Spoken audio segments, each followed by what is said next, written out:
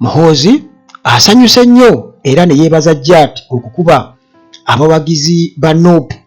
Ate munnange Odoi ye agamba nti poliisi erabika efevaringa Nuupu okusobola okudibya kandidate wa NRM e Kawempe, era amawulire galaga nti Museveni mwennyamivu nnyo ku ebyo aba Jat oba poliisi bye bakola aba Nuupu mu kubatulugunya mu kalulu k'e Kawempe, era abaddeko advice gy'awadde Museveni mbu. So nga ate waliwo omusirikale omulala wa poliisi wano ofiisa ye agamba nti obwo bubadi bwa Nuupu, mbu Nuupu ye provokinga, mbu yesosonkereza opposition, yesosonkereza abasirikale okubakolako effujjo, opposition yesosonkereza. Kale munnange n'ebyo nga bwe mbikunyonyodde waggulu awo nzikiriza tubiyiteeyitemu wano tulabe ate ki ekigenda mu maaso, ati naffe tuwulira byogere nga ngalabi ya Nyanzi. Subscribinga ate onyige notification button akadde akabeera awo waggulu ewali subscription olusobole okubeera ng'ofuna emboozi Uganda Traging awaniseeyo. Kati olwo munnange osharinge, olayikinge n'ebirala byonna ojanjawaze. Hillside View Apartments gye bali nnyo, wali ku Kasozi Jjanyi Ntebe Road. Gwe ayagala okupangisa apartment ng'erimu buli kimu, weetaaga bwetwazi kubeera nga ogenda kwebaka bwebasi, mpozzi okubeera n'akasenyaako n'engoye zo entonotono, naye buli kimu mwekiri, ekiyungu eky'omulembe,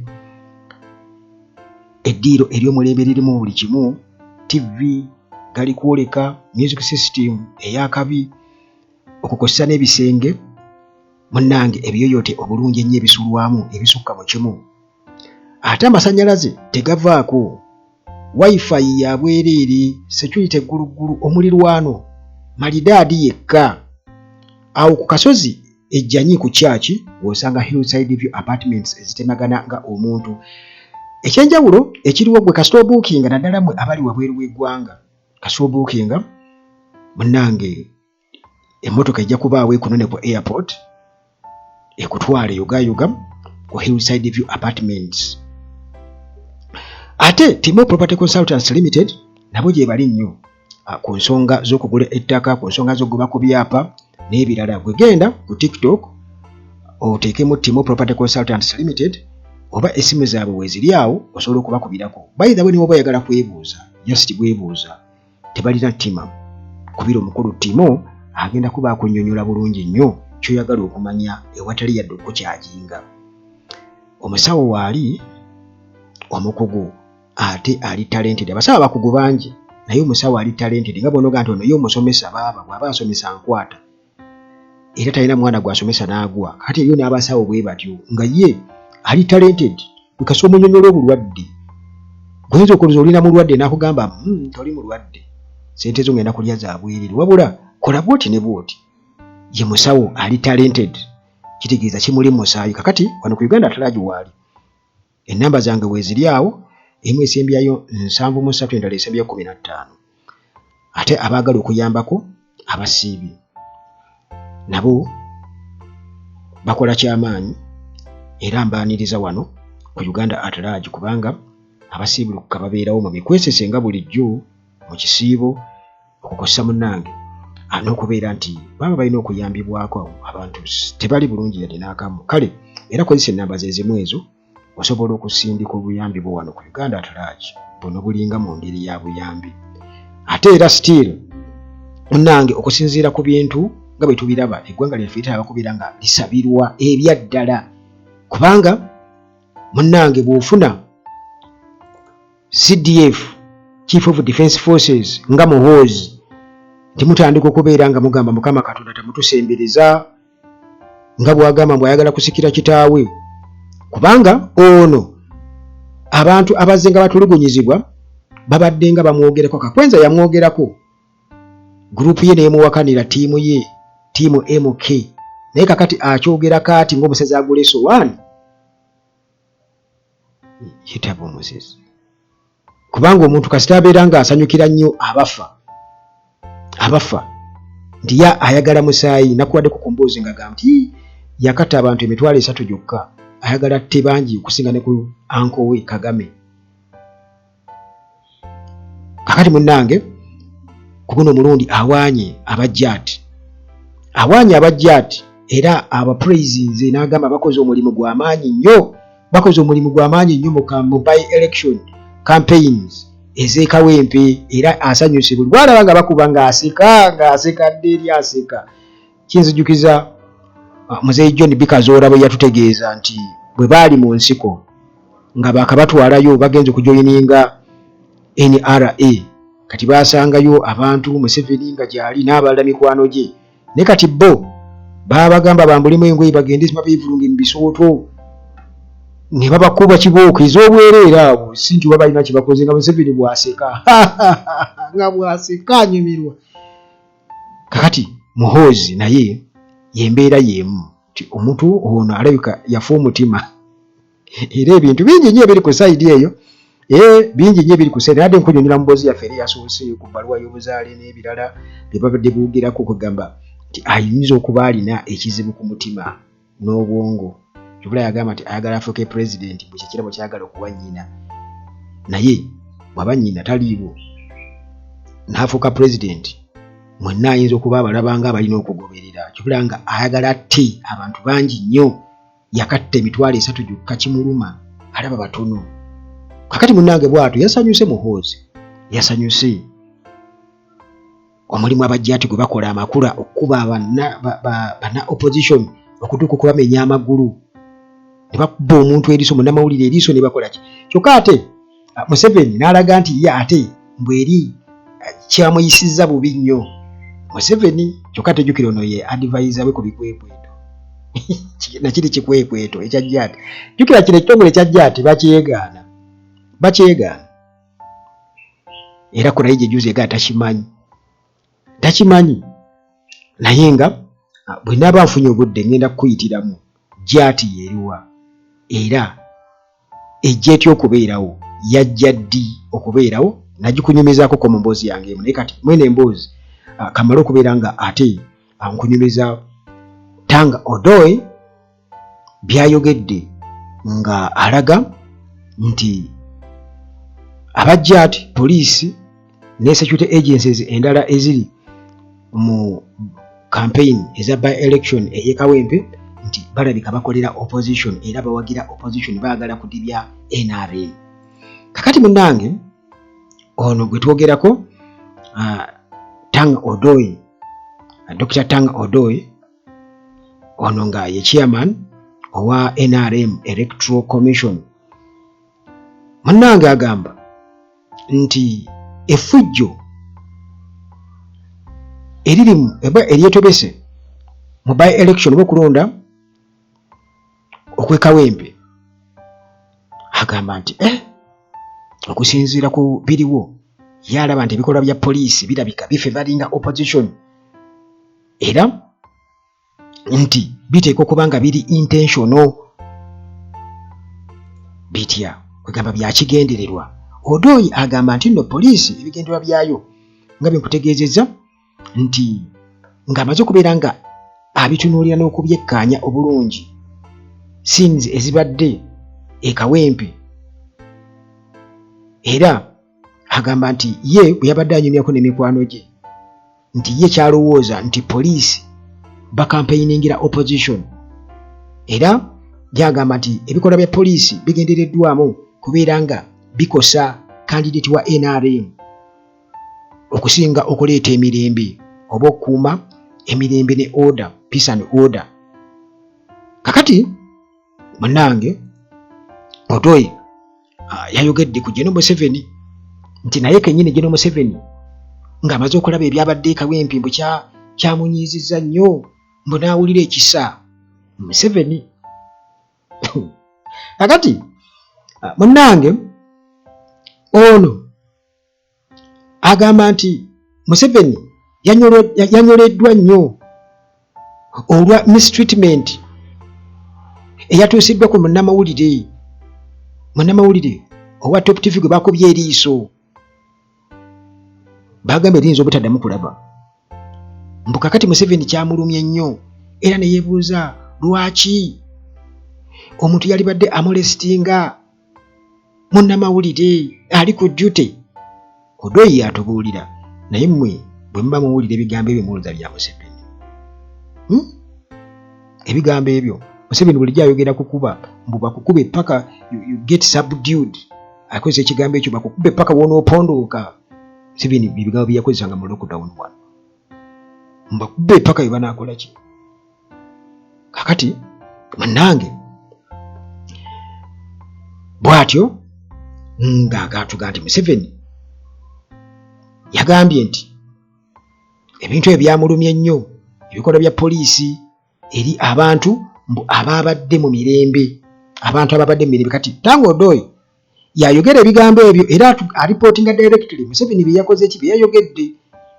Era awo Museveni alina n'ebirala bye yayogedde Museveni, naye kati kansooke nkuwe emboozi ya Tango Odoyi. Ate ne Museveni alina suggestion, alina amagezi gaawa kiki ekiyinza okubeera nga kikolebwa, ng'amaze okulaba ebyekabwempe nga bibikola ki, bitambula. Kati gwe muganda wange ampuliriza, nze nyiza kukugamba nti kati kino kibatuddemu. Omanyi osobola okukola omutima omubi, katugeze oyinza okulaga omutima omubi eri omuntu. Kati abantu bonna ne bakunenya ne bagamba yii naye gundi olina omutima omubi. Lwaki oyogerera omwana wa munno bw'otyo? Naawe nolako kwesesaasesa. Weesesaasesa. Katugeze oba singa omukyala basi yazaala omwana oyo mu maka, ayinza okumwogerera ebigambo ebibye nnyo. Kati abantu abawulira ne bamugambako abasobodde ti naye mwana tosobola kwogerera mwana wa muno bigambo ebyo bibi bwe bityo. N'amala nga amaliriza yeesesaasesa. Nedda ate muganda ekikolwa nnyiza. Kaakati ekyo kiraga nti abeera guilty. Kati Museveni ali guilty nti alabira ddala ng'aswala, naye aswala taswala, wabula alaba nti alina okuteekawo okugamba okubikkirira kyakoze, naye ng'asekera mu kikondoolo eri wansi mu underground gy'atera okutugamba kuba ye taswala. Nedda ate teyejjusangako Museveni, nedda teyejjusangako. Kubanga okumanya teyejjusa, era ngenda kukuwa ebigambo bye mu maaso nti yalibadde avaayo n'ayogerera ddala nti bannaye temukuba bannuupu, naye teyayogedde ku jja ati teyayogedde ku nuupu. Naye Tango Odoyi ye yatugamba bino nti Museveni baba asisinkanyewa, n'endoozi yabiggyeko ebyo ebya bingenda okubeera nga mbagamba. Naye Museveni talina kye yayogedde ku kigambo nuupu oba opposition oba jjati, nedda. Yayogedde ku kwogerezeganya dialogue, simanya peaceful dialogue. Kakati munnange Tango Odoyi ng'agamba nti walina okubeerawo accountability, era akulembera poliisi alina okutakinga responsibility for what happened. Yagambye nti the head of police must be held accountable for what happened in Kawempe. Tango Odoyi nga ayogera. Kakati olwo Tango Odoyi yakakasiza n'agamba nti poliisi erina okukola omulimu gwayo, naye omulimu gwayo si kutulugunya bantu na kuleetawo nsasagge. Bwe babeera bali ku mulimu balina okuba nga just bakuuma mirembe, order, so si ate kukakana ku bantu kubakuba. Kati ebikola bye baakoze kitegeeza nti balina ekigendererwa emabega. Naye bw'atyo n'agamba nti wakabadde challenges weeziri awo zonna ezo, era agamba nti ebikola bya poliisi biyinza okuleetera candidate wa NRM okukosebwa mu performance, naye agamba nti newankubadde ebyo byonna weebiri, naye candidate wa NRM bwe bakakasa nti agenda kubeera ng'awangula, agenda kubeera ahead, mbwe akyali ahead. Candidate wa NRM, NRM egenda kuwangula akalulu k'e Kawempe. Mu ngeri y'emu Honorable Richard Lumu ye agamba nti enjawukana eziri mu ba opposition zino zigenda kubaleetera obuzibu, kugamba obutakkaanya, internal disagreements mu opposition ze zisinza okubeera nga zinafuya opposition, era nga kiyinza munnange okubeera nga kikoseza ddala ability ey'okuchallenginga NRM. Mbu tewali kyalibadde kyetaagisa kubeera nga aba opposition kati balina ba candidates bangi be bakampeiningira, naye ate yeerabidde nti tewali opposition mu Uganda ebiseera ebimu, waliwo people power, kubanga bonna bwe mulaba nga aba opposition candidates Museveni yabateekawo. n'amaliriza nga yeewaanye kubanga ye akosa divide and rule. Kakati ekyo mba neno kigamba Honorable Richard Lumu akitegeere kubanga opposition ne bwe yali yagadde okwegatta etya ate erina Namujinga Museveni agiyingiramu. Olaba nga bali Ssekalifaaganaga abe Najja Nankumbi FDC ng'olaba bano baleesaani. Ebyo byonna bikulaga nti waliwo kwegamba aseesaamu okulaba nga opposition teyeegatta. Kakati ye munnanga agamba nti aba opposition essaawa eno baali badde bakampeeningira candidate ogwo bwe baali badde banominatinga era ye yandibadde kati essaawa eno bonna bandibadde wamu mulaala emu ya Nalukoola candidate omu kubanga Nalukoola yali prominent.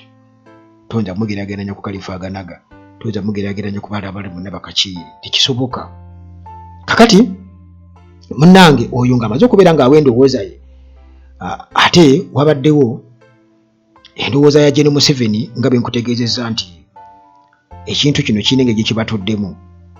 Baagala okubeera nga kati bateekako akabubi kungulu muleme kulowooza nti order from above. So nga ate Muhoozi yamaze dde okubeera nga ekintu akiyiwamu omunnyo akakasiza. Yasanyuse n'agamba jati kyemukoze kyamaanyi okubanga mukubba aba Nuupu ate nga tukimanyi bulungi nnyo oli ye advisor w'ono kitaawe mu special operations. Kati eyo operation kubanga n'abajjati nga bwe nkutegeezezza nti ngenda kubakubuulira nabakubuulirako emabega naye ngenda kwongera okunogaanya abajjati be baani era oyongere okukakasa nti eno operation special operation eri wansi wa special advisor owa kitaawe Muhoozi era kitaawe gyatunuulira nga tewali buzibu yadde n'akamu. Kati Museveni ayagala okyejjamu tuddayo kubiri munnange yabeera tamanyi kubanga anoonya soft landing, anoonya sympathy. Mayi batera okugamba opposition enoonya sympathy, batera okugamba cheap politics. Kumbe ebyo byonna General Museveni yatekinga advantage kuba yatuuka n'okugamba kati ensonga agenda zikwasaganya ki NRA. Kyokka ate bw'alaba bano abaana nga bakubye parade ng'alowooza nti bagenda kuyeekera, so nga ate naye yadda mu NRA kati yaddira edda mu buyeekera. Kyokka ate bano abalaba nga abayeekera mbadde mmanyi nti birds of the same feathers fly together. Wano ogundi Alien Skin yatugamba ku 5 kati bagenze kubba 5. Kati banensuubira okuba nti kati baba balina military tendencies zaali badde zitambulira wamu n'endowooza za Museveni nti okay kati bano njasobola okumakinga nabo tisinga bukyenkya ne bafunayo koze bakukinga abo ate ne zikola ki ne tulaba zinadde okunywa bwensuubira naye ate akitiira ddala naye ate ye byonna ebyo nga bimikumenyeddaawo byonna ye abikozesa avenues zonna ezo azikozesa okusobola okuleberera ddala nga afootola opposition okusobola okubeera nti yeremeza mu ntebe ebbanga lyonna paka kufa ye kye yalayira. Awo ate mutabani wajja amusikira embu nga bw'akiroota naye kinaasoboka. Kakati munnange ng'oggyeko ebya Tango Odoi byeyogedde era byensuubira okuba nti Tango Odoi ayinza okuba yabijje mu bino Museveni byeyogedde kubanga Museveni alina kyayogerako wano, alina kyayogerako nga kyayita alternative dispute resolution. Museveni agamba nti ekyo kye kirina okubeera nga kikwasaganyizibwa olwo kirina okukkira ddala ku mutendero gw'eno wansi nti abantu ne babeera nga basobola okubeera nga batuula mu kye bayita dialogue oba okuwuliziganya mu mirembe bakkaanye. Naye lwaki wano muli bwe muti, lwaki mukola bwe muti? Museveni kyayagala ekyo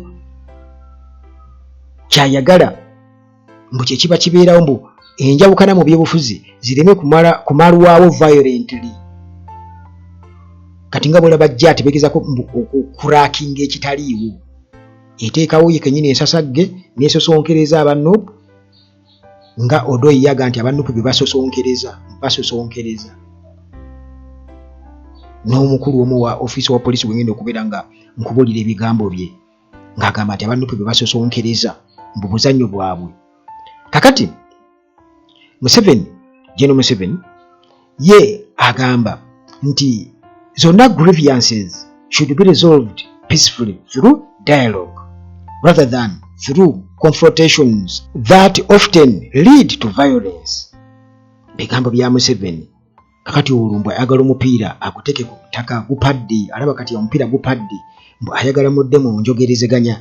Naye Museveni abantu nga bagezezzaako okubeera nga boogerezeganya naye era nga bamugamba nti walina okubeerawo peaceful transition, kale waakiri naye byonna abiganye.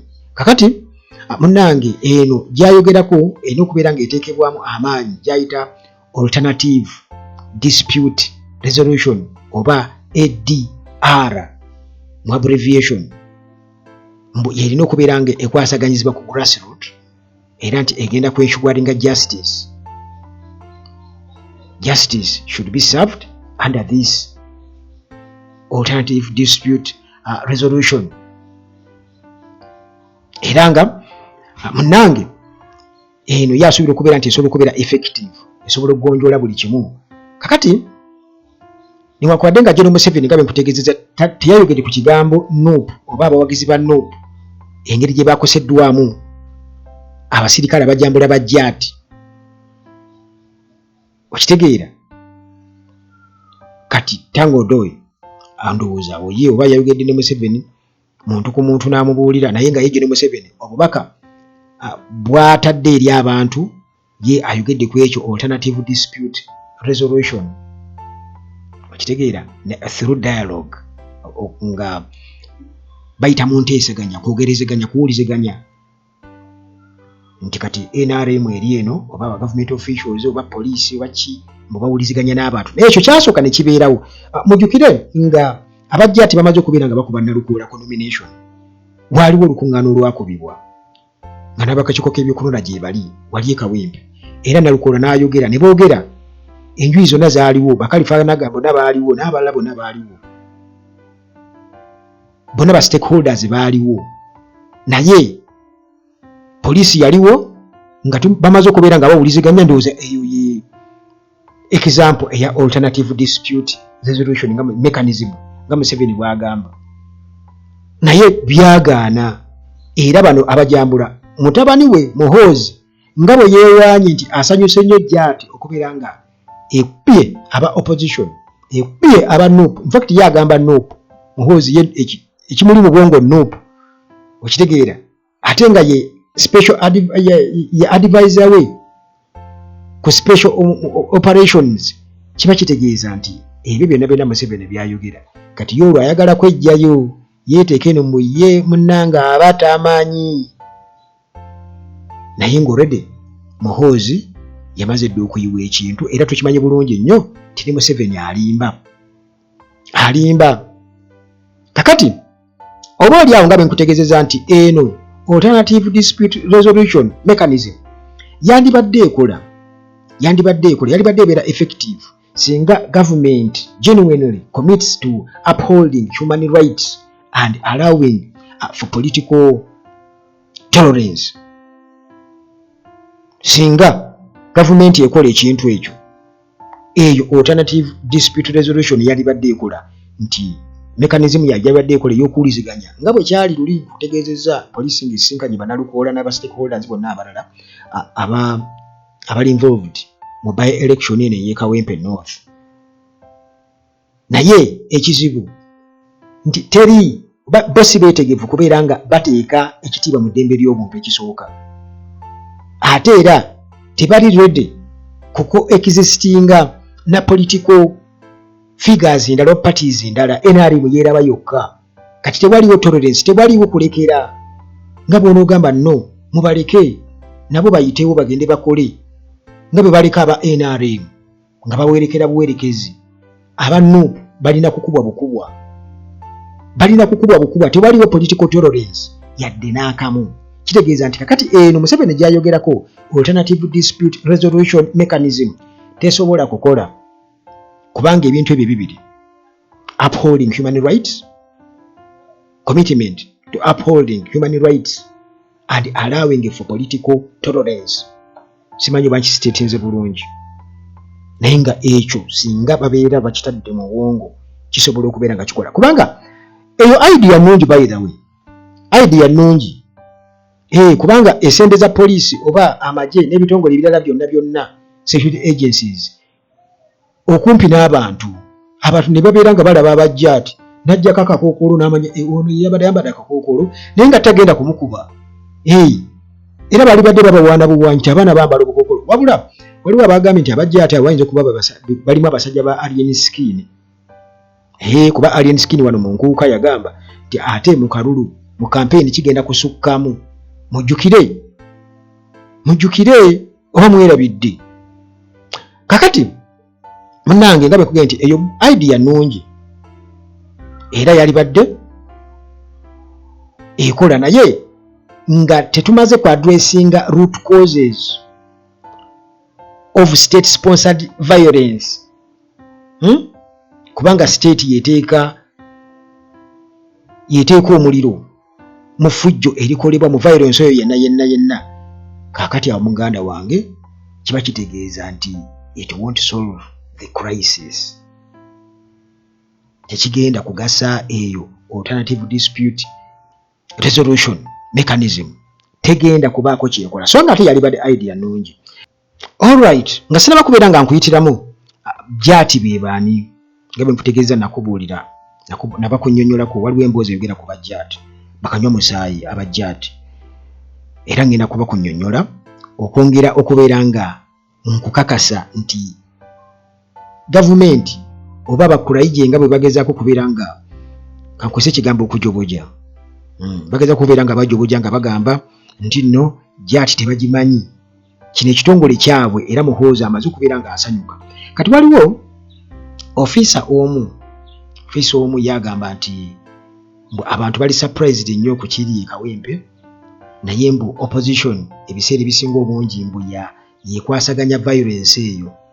Olwo munnange senior superintendent of police oba SSP Donald Muhwezi bwatyo nga atutegeeza kagamba abadde agezaako ku addressinga public concern ku recent events wali mu Kawempe North. Kakati okusinziira ku office ono Donald Muhwezi agamba nti opposition ebiseera ebisinga obungi yereetawo politics owa provocation wamu ne violence. Ti politics ow'okusosonkereza wamu ne fujjo. Era agamba nti yeewuunya nnyo lwaki abantu nti beewuunya nnyo bali surprised nnyo ku kiki ekigenda maaso mu Kawempe. Officer kati avudde yannyonnyola. Era agamba nti opposition eno nga bw'abategeezezza nti ye yeenyigira mu politics owa provocation wamu ne violence, kwegamba alinga agamba nti enjega y'e Kawempe yonna si kipya era nga kino kibaddengawo, it's part of a trend ye gy'alowooza nti nno eteekebwamu amaanyi opposition politicians. Newankubadde nga teyatubuulidde bwe yali badde atunnyonnyola nti kati nga bwe mwalaba wano ku kyali wano bwe baakuwa wa Nuupu ne bamumenya okugulu nti aba Nuupu be baasosonkereza eryo fujjo lyabwe. Nga bwe mwalaba bwe twagenda wali ku kitebe kya Nuupu Makerere Kavule ne tukwata kati nakunnyonnyodde ejjo nti abasukka mu 25 okwabadde Honorable Derrick Nyeko ne Mwadanku Nnyingi baakwatiddwa ne batwalibwa wali ewandege ya police station era yogayoga mu kooti. Okitegeera kakati awo ng'alina otunnyonnyola nti ababadde bayimiridde awo nti gy'ati okujja okubayoola babadde baprovokinga gundi era babadde bali benyigira mu bikolwa eby'effujjo. Kugamba awo talina tunnyonnyola okuba twalabye nga abajjaati balumba abantu nga n'abapoliisi bennyini bo bennyini bannaabwe babasikayo busisi. Muveeyo baleke. Okitegeera kakati munnange omwami ono ng'amaze okwogera ebyo kugamba njagala kunnyonnyola abajjaati abantu tebamuberedde balungi era nange nkirabira ddala nti omusajja ono ye bamutraininga kulimba straight. Omusajja akutunulira mu face bw'ati ng'enanga bwe yakolanga kulayije n'atandika okwogera ebintu kugamba wali badde olabira ddala nga mu butuufu tebijja mu profession ye yadde n'akamu. Kubanga poliisi bwe bateriiyo tewabeerawo fujjo, tewabeerawo bantu kukaabo bakkuba bantu, tewaliwo violence yonna yonna ebaayo singa poliisi ebategeeza eyo. Katugenze ne baleka ba foot soldiers ne bagamba mukwasaganya ebyammwe ku sayidi ya Nuupu, ffe katuberekere wa NRM. Osuubira okuba nga wayinza okubaawo ekintu kyonna kyonna. Naye omukulu ono waliwo omuntu omu yagambye nti kati ono muvandimwe ayagala kubeera nti atulaga nti Nuupu yereeseewo effujjo. Muvandimwe abantu anti muganda wange bagamba nti omuntu kasi omunyiiza yaba anyiize, kuba kati wano gloves teziriiko beyaki nako kakati era nga abantu batunuulira omwami ono bagamba tolinaawo kintu kyoyinza kusuubira mu muhwezi. Tewaliwo kintu kiri opposite oba ku ekyo ku kyayogedde era ye bamusonyiirawo nti alina kwogera bw'atyo n'endowooza zeezo. Enanga party 2 enanga party 2. Naye munnange nti nze kyenyinza okubagamba nti opposition gw'okugamba nti ebiseera ebisinga kugamba nti ebiseera byonna ye yengeejinga mu violence ng'esosonkereza nga si Donald Trump by the way, nga Donald Muhwezi bw'atugamba. Kakati munnange nti ekisooka Nuupu terina magye yo nga yo, era weewuunya nti lwaki joint forces zonna zonna zeegatta, amagye aga IPDF, military police ne forces endala zeegatta nti Nuupu zonna yazikwasaganyiza n'ezikuŋŋaanya nti mujje, yazikuŋŋaanyiza. Kakati era nga bw'otunuulira engeri gye bakikozeemu oyinza okugamba nti Uganda oba waliwo omulaba okuva wabweru w'eggwanga azze ayingidde mu Uganda nti kakati bano balina okwegatta bonna bajje bakube. Kwegamba nti security organization zonna okulina okwegatta wamu zijje, ekyo oyinza okubeera ng'okirowooza. Naye mu ngeri y'emu kwegamba bo bageza kutulaga nti abawagizi ba Nuupu si bannayuganda era bababuusabuusa. Kale ekiba bwe kityo tewali kyakukola nti bannannyini nsi bo balina okubeera nga basalawo nti bano katubakube. Kale munnange ekikulu kiri nti bano tebalikkiriza oba kati ng'omwami ono Muhwezi yali badde takkiriza kukozesebwa kukola nsobi ng'ezo, kubanga abantu tebatunuulidde abo abamutuma, batunuulidde ye ng'omuntu. Ekyo akyerabidde, abantu batunuulidde ggwe ng'omuntu. Era wano nze bwe mba nkiraba nti ddala mu butuufu, naye bwe kiba ddala nti poliisi bwetyo bwekampeyiniingira ekibiina kyonna kati nga Nuupu, lwaki tebakampeyiniingira NRM bwe batyo? Nabo ne bagikampeyiniingirako bwe batyo mu ngeri nga bwe bakampeyiniingira Nuupu, nga Odoyi bw'atugamba, nga omukulu ono Donald Muhwezi bw'atugamba nti baali badde nabo bakampeyiniingirako ku NRM mu ngeri y'emu. Kubanga ate ggwe NRM yo teyagala kugikampeyiniingira kubeera ng'enfuna feva. Naye nabategeezezza nti kitongole kino ekyajja ati abasajja no bakyegaana kati nga Muhwezi bwe yakiwaanye kubeera nti kyakoze omulimu ogw'amaanyi ennyo, kirimo okukola omulimu ogw'amaanyi mu Kawempe North by election campaigns. Kati ekitongole kino kibayita JAT era aba operatives baakyo nga balikodingiddwa ku butambi, tewali kwegaana, nga bakuba ab'ekibiina ekya National Unity Platform ne bannamawulire kwegamba nga buli wamu babeekokkola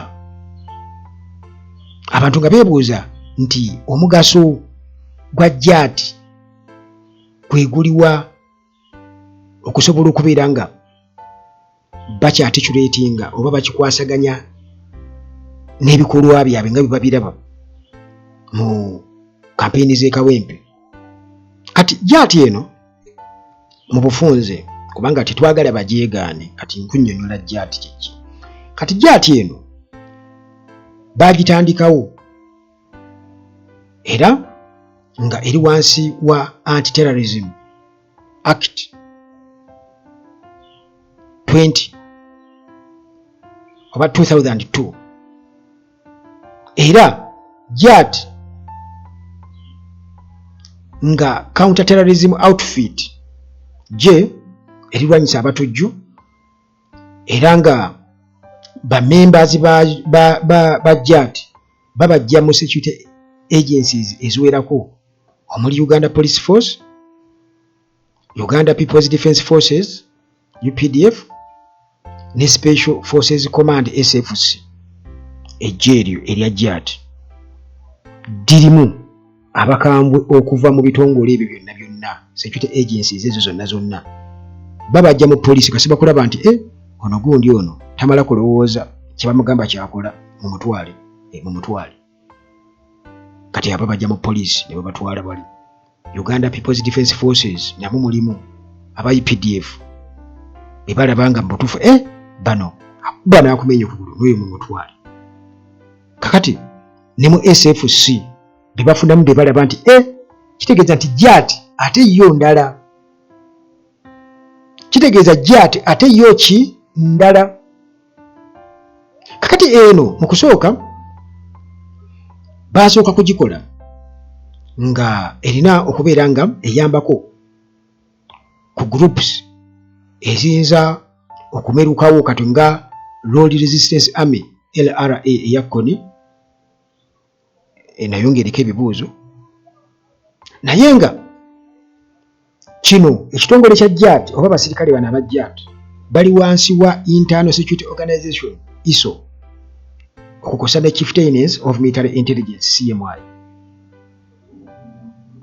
Kale munange okujja kwayo mu byokulonda nga bwe nkutegeezezza nti kuli controversial omuntu yeebuuza nti banoonye eki kubanga nkutegeezezza nti kitegeeza nti bano babeera bakambwe be balabye nti bano emitima gyafa era nga bamanyi nti ono maye kati waliwo n'abantu abamu ng'era nza n'okuganza nkukuba essasi n'enkutta mu byokusagana kuba n'akutta kati beeba abajjaati bemwala bano bakuba omuvubuka ne bamumenya okugula emirundi 3 bba n'amenya n'akuba nawali n'amenya Muhoozi n'asanyuka ya n'abeebaza.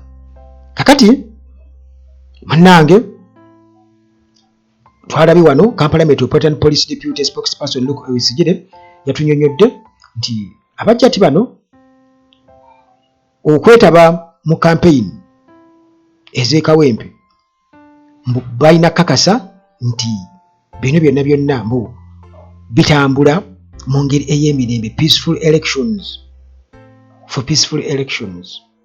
okulonda kube kwa mirembe waleme kubeerawo nsasagge yonna naye bo ate bakoze ensasagge esukka ne ku nsasagge oba oliawo abantu singa baba katugeze bataddewo ku nsasagge yali baddewo era nga bagamba nti eriwo okuyambako Electoral Commission mu bitundu gyetasobola kubeera nga ebaayo n'obuyinza okusobola okubeera nti oba eteeka embeera mu nteeko abajjaati era nga batukakasa kubanga yatukakasizza omukulu Deputy Spokesperson Kampala Metropolitan Luke Owisigire nti abajjaati bakusigala mu Kawempe paka akalulu by election eno ng'ewedde era newankubadde nga challenges weziri naye General Muhoozi yekugambye nti ali mu kuwaana buwaanyi agamba nti munnange bano bakoze omulimu ogw'amaanyi ennyo era balina eddembe okuuma okukeepinga law and order balaba abanuupu nga threat babalabanga ekirooto ekyentiisa. Nope, already yafukadde ekirooto ekyentiisa muganda wange, kubanga kyekibiina ky'ebibuzi kyokka ekisoose okubeera nga kiyimusa people power ekisooka, era olaba nti abaana ovulo bazambala tebazijjaamu, babatiisizatiisiza naye abaana bagaanye. Emboozi ewanvu yennyo, naye kambasiibulire wano atusinkane mu mboozi zaffe eziddako. Mwebale nnyo okumpuliriza nga bulijjo mbabuulira ebyo ebyaliwo n'ebyo ebiriwo n'ebyo ebirijja mu maaso. Akuume Mukama Katonda.